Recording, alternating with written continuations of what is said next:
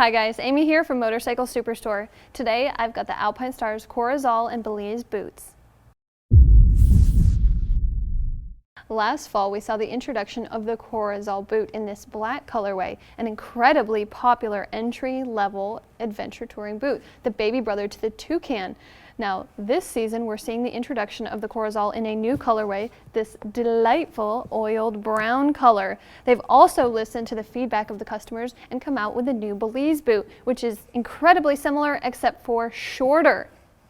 Now, as far as who this is for, a lot of riders are wanting the shorter boot if they're spending more time off the bike.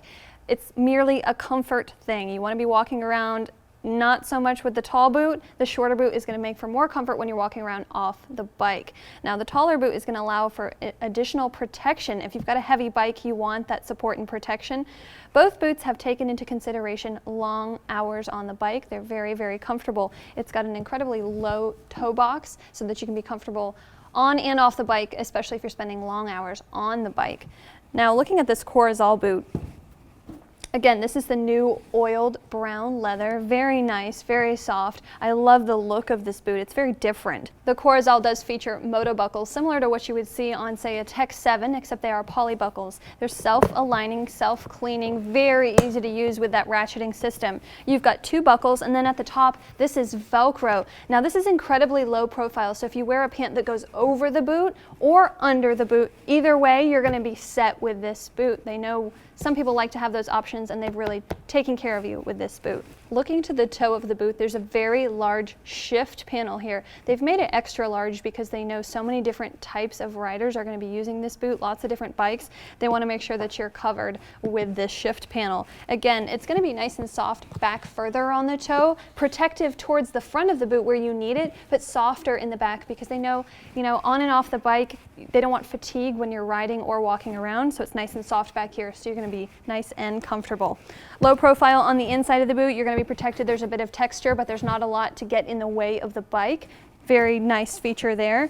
Looking to the back of the boot, we can see nice accordion paneling with some design elements. Now here you can see the top of the sole. This is a resolable shoe, and it's got a lug sole. Now this is a really cool sole to this boot. They've put a lot of thought into this.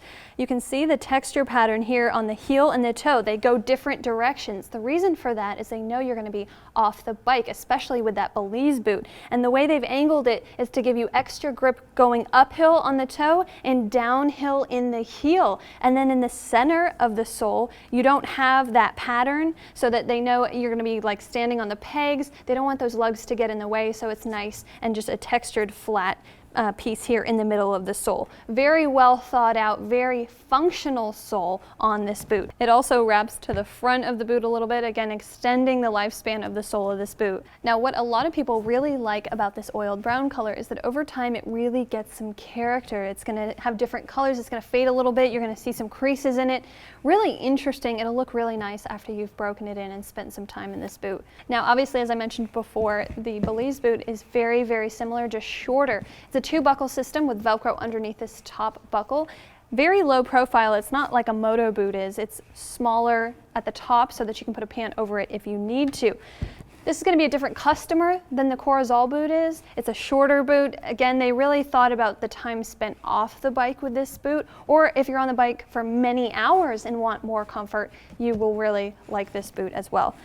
Same self-cleaning, self-aligning buckles here, replaceable. You can upgrade those to aluminum if you want to do so. You've got that same big shift panel here at the front.